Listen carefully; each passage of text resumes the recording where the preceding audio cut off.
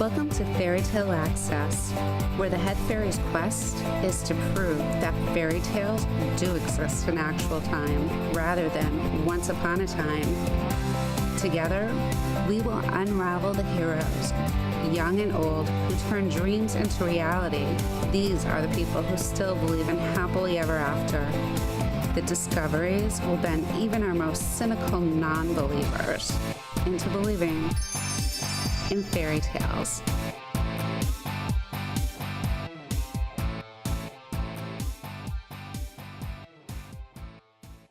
Hi, thank you for joining us at Fairy Tale Access. Today, I'm excited to introduce you to my guest. She's a former FBI agent. Her name is Dana Ridenour. Thank you so much for joining us. She is the author of a very exciting book called Behind the Mask. It's not always our enemies who betray us. So excited to have you here. Thank you. Well, thank you for having me, Denise. It's great to be here. Oh, my pleasure. So tell us a little bit about yourself. You're a retired FBI agent. Yes, I was an FBI agent for a little over 20 years. I went to law school to become an FBI agent. Then I joined the FBI in 1995, and I retired last April, so April of 2016. And during the course of time, I was in 4 different field offices. I was in Mobile, Alabama. I was down in the Caribbean on the island of St. Croix. And then I was in Los Angeles, and I ended my career and in Orlando, Florida. So how did you get involved in that? You seem so little and petite. Well, it's kind of funny. When I was a sophomore in high school, our band took a trip to Washington, D.C., and part of our tours included the FBI headquarters. And I thought it was the coolest thing I'd ever seen in my life. And I told everybody I was going to be an FBI agent. So if you go back and look at my yearbooks from high school, they say good luck in the FBI. So I kind of knew from an early age I wanted to be an FBI agent. So I read everything I could get my hands on about the FBI and just kind of went down that path. Wow. Was it easy to get in? No, actually, it was very difficult. Really? At the time, they were only taking lawyers and accountants, which is why I went to law school. And so that was their special. You pretty much needed a law or accounting background. And so I went to law school, didn't want to be a lawyer, but I did want to be an FBI agent awful bad. So I listened to the recruiter and went to law school. Now things are a little bit different. We're looking for the computer people, language people. So it's a little bit different. It's not just law and accounting anymore. But back then it was pretty much law and accounting. Wow. So this book, Behind the Mask, hinges on a little bit of what you did in the FBI, doesn't it? Is that where you drew from, or? Oh, absolutely. Out of my 20 years, I spent about 10 years undercover. And so those 10 years I spent undercover, I worked 2 long-term deep cover situations. And in that situation, in a long-term deep cover case, you're completely under 24/7. You don't come in and out. You don't have any of your real ID on you. Everything you have is under your alias. So I'd have an apartment that would be under my alias. My car would be under my alias. I would live, eat, sleep, everything 24/7, that person. Wow. So you couldn't call family members, like you couldn't call your mom and say, "Hi, how are you?" No, couldn't do any of that. I had a contact agent that was assigned to me, and my mother had his phone number. And if there was a family emergency, she could contact him, and he would try to get in touch with me. But sometimes it would take several hours or even days before I could connect with family if something were to happen. But yeah, so I couldn't just pick up the phone and call mom. Nobody had my undercover phone number except for the bad guys and the people who needed it, like my contact agents. So they couldn't get a hold of me if they wanted to. Wow. And you change your name, everything, when you go undercover, right? Everything was changed. My car was registered in my undercover name, my apartment, my credit cards, everything. Wow, that's so cool. And it's so cool the way that you bring it out in this book. I love the characters. Lexi Montgomery's first assignment. She sounds a lot like you. And then just the domestic terrorist. That was Because you think of animal rights activists as, really sweet people that love animals. But like in any group, they're extremists. That's true. The majority of the people in the animal rights movement are good people. They really are. They're not out breaking the laws. They're just doing what they can to save animals. There's just a small percentage of them that get frustrated. They can't get the laws changed. So they resort to criminal activity. And usually with the criminal activity comes arson and serious property destruction, things like that. And that's when the FBI gets involved. We don't get involved in small stuff, ladies hoarding kittens, things like that. It doesn't draw the attention to the FBI. But when you start into arson and putting people in serious danger, then the FBI does get involved in those kind of cases. Wow. So this is your first book out, right? Yes. And you've already won an award with the Royal Dragonfly Book Award. What was that like? That was great. I entered it, and I actually won first place in fiction and first place for a new author, and then it was awarded the grand prize. So that was pretty exciting. Before that, it actually won a couple of awards with the Southeastern Writers Association. It won the Hal Bertram Award, or the Hal Bernard Award, and the Edna Sampson Award. And then just a week ago, I was out in the Pacific Northwest, and it won first place in its category at the Chanticleer International Book Awards. And it took the silver medal for the IBPA Benjamin Franklin Award for Best New Voice in Fiction. So it's been a really exciting year. The book came out exactly a year ago, and it's been so exciting. It's been so many fun things happen.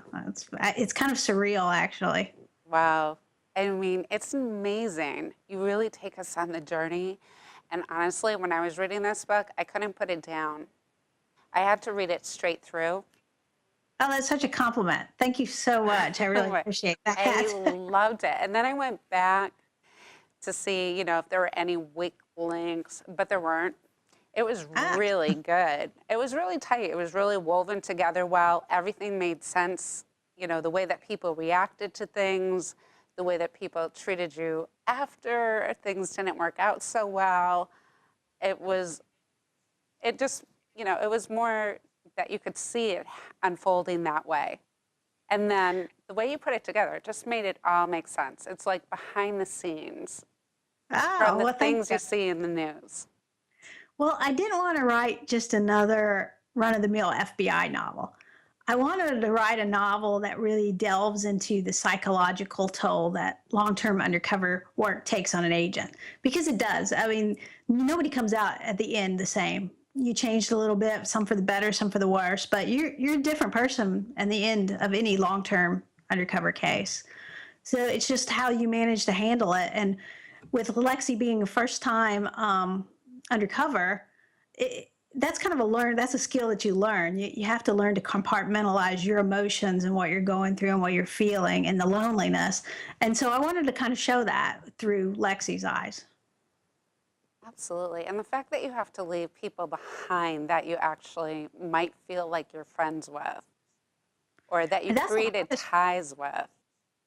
It is, because a lot of them are people that aren't even involved with the case. They could be the neighbor that you met, or the dog walker that helped you out, or, the person that cut your hair, and you just disappear one day and are never seen again. And it's hard because, a lot of those people you meet and you become friends with and you'd like to stay close to, but it just doesn't happen. Wow. That must be hard to hold relationships too. It is. And when you're working a lot of undercover, it's very difficult. It's difficult to have personal relationships. I was single, and it was hard to date. You couldn't, you disappear for months on end. And what are you supposed to tell somebody? I'll be back in a month or 6 or a year. Nobody wants to wait around. That's true. So how did you end up getting married? Well, that's even a funnier story. I was down in the Virgin Islands, and I had already worked one long-term case, and I was dating another agent, and he and I were getting pretty serious. And the FBI came back and said, "We want you to come back and work another long-term case out in California." Well, Virgin Islands to California is quite a commute. So at first I said no. And then we kind of got this bright idea. The case called for 2 undercover agents, and my boyfriend was also an undercover agent. So we talked the Bureau into letting us work undercover as a couple playing a couple. And it worked out great. We were 24/7 together. And a lot of people thought it was a bad idea because that's just a lot of time to spend one-on-one. But it turned out to be the best thing we ever did. And we had a great time and ended up getting married. So worked out good, had a happy ending. Wow. So did you get married on the job or off the job? We waited until off the job. It was so hard working the undercover, and we would have to leave and then take a honeymoon. It was just going to be too difficult. And we were moving around so much that we waited till we retired, and that way we could just start our married life free and clear. Oh my gosh, that's exciting. All right, and the second novel is coming out when? Soon? It's coming out in the fall, yes. That's a little while to wait. Well, that's what it's ready. We're going through the last of the edits right now. The cover's ready. We're ready to go. It's just we need a few months to be able to market and promote it too. So we're looking at early fall for a release. Oh, but it's called Behind the Cabin, or Beyond the Cabin. Behind the Mask, Beyond the Cabin. Get them confused. Wow. So is it going to take place? This takes place in California. Is the next book taking place in California, or are you bringing us to someplace new? We're going someplace new. We're going to the Deep South. We're going to South Carolina. Lexi's going to go to the low country area of South Carolina. And then the second book has Lexi in it, and she's working on her second undercover assignment. It's quite a bit darker than the first book, though. Things kind of go a little, they spiral out of control for Lexi in the second book. Oh, really? Are we going to cry? Give me a few hints like that. Oh, no. Okay. No more hints? Just a little. Well, let's see. It's in South Carolina. There's a lot of low country beauty, but beneath the beauty lurks danger. I'll give you that. That's on the cover of the book. Well, undercover comes with danger. That's why we love this book. Where is Lexi from originally in the books? Originally, she's from Mobile, Alabama. Wow. And which is kind of funny. That was my first office, so that's kind of why I chose to pay homage to my first office by letting Lexi be from Mobile. Oh, that's great. Now, how did you get the idea for writing these? Well, I've always been a reader, and my mother has always encouraged me to write. She wanted me to keep a journal when I started the FBI, and of course I didn't listen to her. But when I started undercover work, I did listen to her. So I started keeping a journal, and I would hide them in the ceiling panels of my undercover apartment, and just, you didn't want anybody to find anything like that. So I was getting ready to make a move a couple of years ago, and I found all the journals, and I started going through them, and I realized that there were several novels within the journals. So I started writing Behind the Mask just for my mother. I thought this would be fun. I'll write a book. I'll write it for her. And then people started reading it, and that's when I was encouraged to get it published and just run with it. And it was so much fun, and I enjoyed it. I enjoyed the process of writing, and all the way down, even the editing and the stuff that a lot of people really hate. I really enjoyed it. So that's why when I retired last year, I decided I was just going to write full time. Wow, that's great. Thank your mom for us, because these are really good. I will. She takes full credit for it. Of course. Moms are like that. So tell us a little bit more about you and the FBI. What was it like going through Quantico? Was it Quantico, tough? It was tough. It was very tough, especially being a small woman, because, you know, you're not cut any slack. You have to do everything the big guys do. And I had never been a gun nut or anything like that, so I'd never shot. So I was learning from scratch. And actually, a lot of times women are better candidates just because they don't come in with bad habits. So the firearms instructors they like a clean slate. They'd rather have somebody that's never shot before than somebody that's got bad habits. So we did a lot of shooting, a lot of physical fitness, a lot of wrestling, fighting, things like that. And I enjoyed it. It was fun. I mean, it was when I went through, it was 16 weeks. Now it's 21 weeks, so it's quite a bit longer now because of we've added a whole sections on terrorism, international terrorism. It's just a whole different world than when I went through in 1995. Absolutely. So were there a lot of girls when you went through, or was it No, mostly guys? there wasn't very many. It was mostly men. I think my class at the time actually had the most women that we've ever had, and I think we had about 15 women out of a class of 50, and that was a lot because most of the classes up to then had 4 or 5 at the most. So we had quite a few women. And today, there's quite a few women in the FBI. Out of a class of 50, you might have, 20, 25. It's still predominantly a male profession, but women are slowly taking over. Yes, finally. So how many people dropped out of those classes or didn't make it? Well, out of the new agents class, not many, because you go through a pretty rigorous background checks, and everybody wants it pretty bad. So I think out of 50, we graduated 48. We only lost a couple. Now, out of the undercover school, that is a whole different ball game. You wash out about 50. You'll start out with about 25, and you'll wash out about half of the class because the undercover school that the FBI puts you through is a very rigorous 2-week school. It's complete sleep deprivation. It's pretty horrible. It feels like you're a Navy SEAL at some points in time. Wow. So that's a little different situation. But as far as New Agent Academy, you really don't want to wash people out at that point. And you've got such high standard or high caliber candidates that you really want to keep as many people as you can. Wow. Well, one of the last things I did as an agent right before I retired is I volunteered to go back to Quantico as a class counselor. And that was one of the most rewarding experiences I had as an agent. So I went back and I took a class from day one into their graduation day. And you just mentor. You kind of give them the ropes, tell them what the real world's like, how things are kind of done in the field. And you just mentor them along for their 20, 21 weeks while they're there. Help them with problems at home. Some of them are having babies. Some of them are, losing parents. It's the average age in the FBI Academy is 29. So that's people that have real problems at that age, serious sickness in the family and spouses having babies, all kinds of stuff like that. So as a class counselor, that's what you do is you kind of mentor and help them through the process. And I was just blown away at how good the candidates were. They're coming in with master's degrees and PhDs, and they're leaving very high-paying positions to dedicate their lives to serving their country in the FBI, and I was very impressed. Wow. I would be. I can't even imagine. So do these people have families that are coming in now, and how do they balance all of that? They do. The majority of them are married, and most of them actually have kids.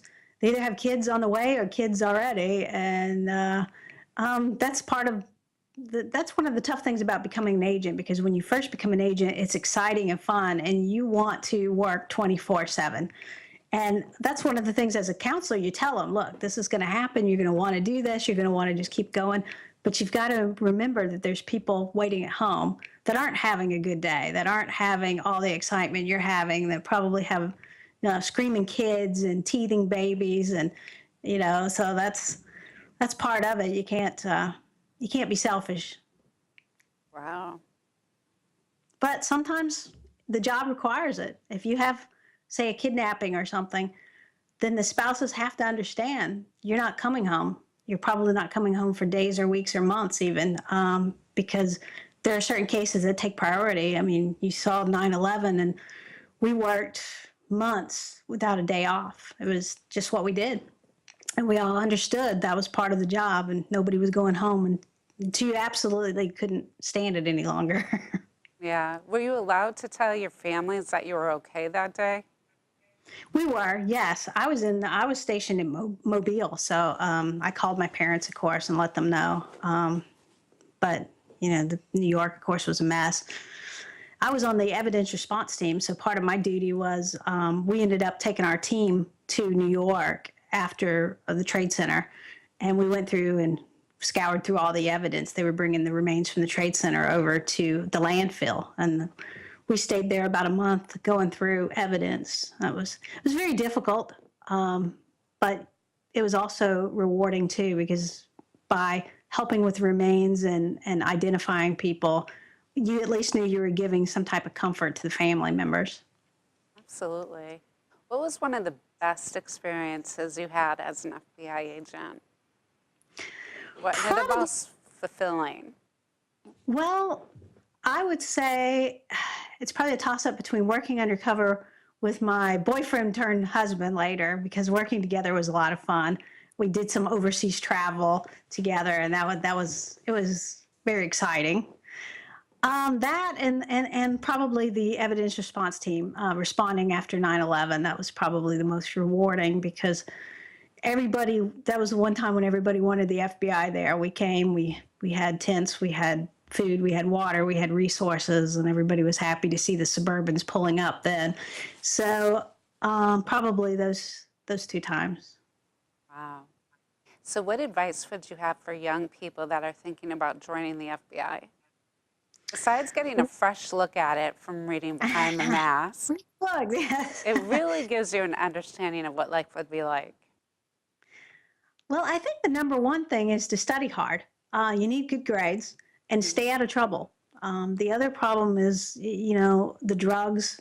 Stay away from the drugs. Stay away from any kind of criminal activity, because an arrest record will be an automatic disqualifier for you. So, don't be stealing cars and joyriding if you want to be an agent. But mostly just study hard and stay out of trouble and be persistent. You're not going to get in right out of college, because they usually want job experience, work experience. If you're really serious and you're at that age now and you're thinking about a college direction in college, I would consider computer sciences, because computer science is the way. And with all the intrusion cases, the FBI is in desperate need of computer science people. So it's a great way to use your computer skills and be an agent and have all the excitement, but still get to do all the computer work too.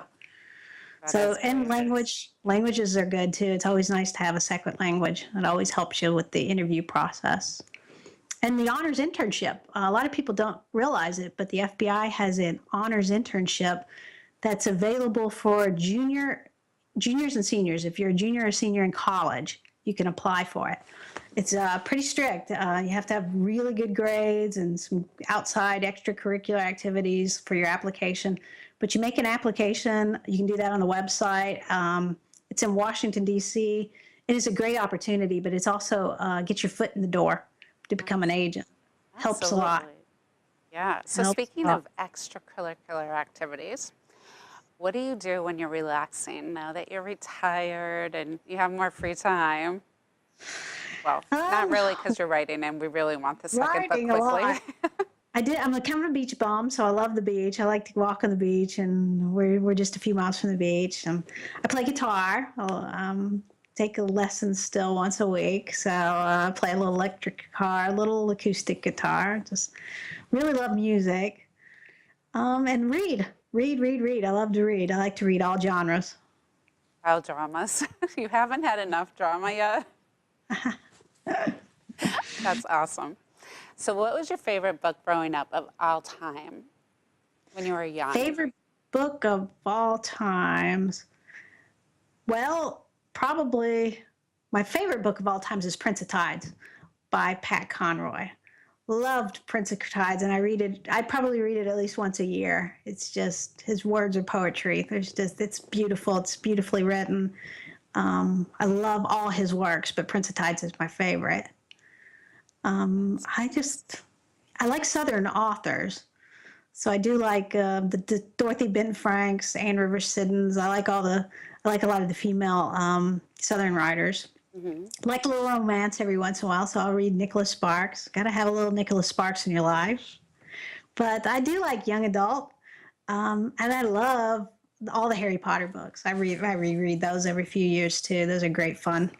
Oh, see, that's where you get a lot of the excitement from too. Oh, I yeah. love Harry Potter, and I love your series. It's amazing. No, you really did a great job of being vivid when you express yourself, and the characters are all relatable and likable, and some of them were not likable. Some of them we weren't really sure if we were going to like them or not, or where they were going.